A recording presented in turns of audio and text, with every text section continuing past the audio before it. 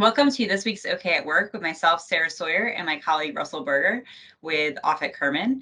And we are talking today about WARN acts. So this has been in the news lately involving Twitter and the large layoffs that have been happening. I mean, Twitter's been in the news a lot lately for a lot of different reasons, but this is one of them. There are employees that are looking to potentially file legal action, if they haven't already, against Twitter for not giving proper notices for mass layoffs. So what are some things, for those who are maybe not familiar with WARN Acts and what that is, what should companies be thinking about, Russell? Who should be worried about it? Yeah, well, it's a concern when you're laying off people, and you're laying off a lot of people, and that's why we see it with big tech right now.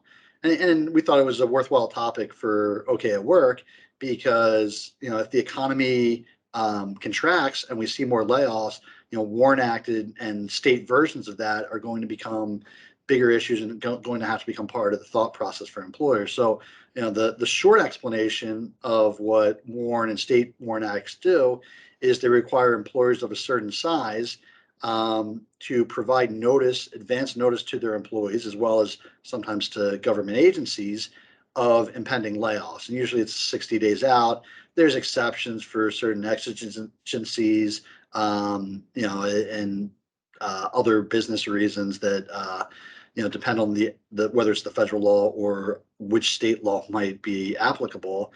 But the basic idea is if you're going to be laying off a group of people, if you're going to be closing down an office, you probably should check with counsel as to whether the federal WARN or the state WARN is going to apply. Because if you don't and you terminate people without giving them sufficient notice, then there are penalties for that, and you can be sued for that.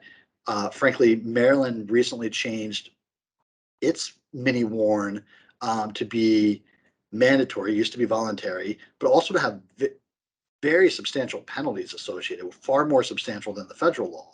So that's something that you really ought to be conscious of, and you have to be able to navigate it because there's just a lot of moving parts with it. Yeah, it's definitely complicated in the fact that it's got obviously the federal component, which is 100 or more full-time employees, and then many states have a state component. And then there's several layers within that of, you mentioned exigent circumstances, emergency circumstances. We saw a lot of that with COVID, right? Where people were calling us about, well, do I still need to give this notice? Is COVID an emergency? Does it fit these different definitions within the statutes, whether it be federal or state? And then the state levels are usually lower amounts of employees as well, and more companies are covered. So WARN Act on the federal level, it's employers with 100 or more full-time employees, like Maryland. It's a much lower threshold in the 20s. So we're looking at very in every state might have different mini WARN statutes, and then also how many employees you lay off, triggers these things in different ways. So, it is just, it's a legal landmine of a law, I would say. Yeah, and even where they get laid off. For the example, the federal law talks about the same work site, and what does that mean, especially in a world where we have lots of remote employees. So there's a lot of nuance that can go into that, and percentages of workers at that site. Even if even if you hit a certain employee count threshold, you still have to be over a certain percentage to trigger the federal warrant. So I mean, there's all sorts of nuance to it, and that's why I think the best advice, the best starting point for it is, if you think a layoff is coming, you ought to start planning for it well in advance. I mean, obviously, it doesn't mean you can't try to keep the jobs and change the business model, or bring in more revenue to keep the jobs, wherever it is. But you ought to at least start planning for that contingency in as early as you possibly can, so that if you do trigger one of these obligations, you're in a position to act on it and not get dinged with penalties and have the problems with that non-compliance carry with it.